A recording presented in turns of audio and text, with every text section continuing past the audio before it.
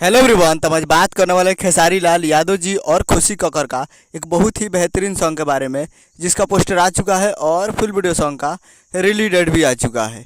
और इस गाने को लिखे हैं अखिलेश कश्यप जी और इसमें म्यूजिक दिए हैं आर्या शर्मा जी।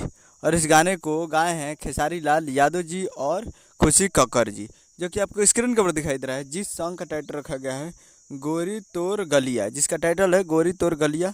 और वीडियो में खेसारी लाल यादव जी और सपना चौहान जी, फिट में सपना चौहान जी। और वीडियो डायरेक्टर है इसका रवि पंडित जी। ये बहुत ही बेहतरीन सॉन्ग है और एक बहुत ही बेहतरीन बीट के साथ ये गाना आ रहा है, जो कि बहुत ही ज़बरदस्त और तगड़ा गाना है। ये जब आएगा मार्केट में धमाल मचा देगा ये गाना।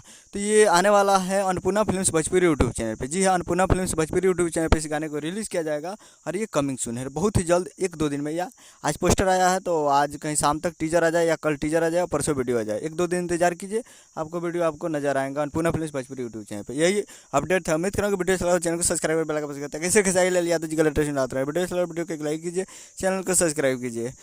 मिलते हैं अगले वीडियो में, तब तक के लिए जय हिंद, जय भोजपुरी।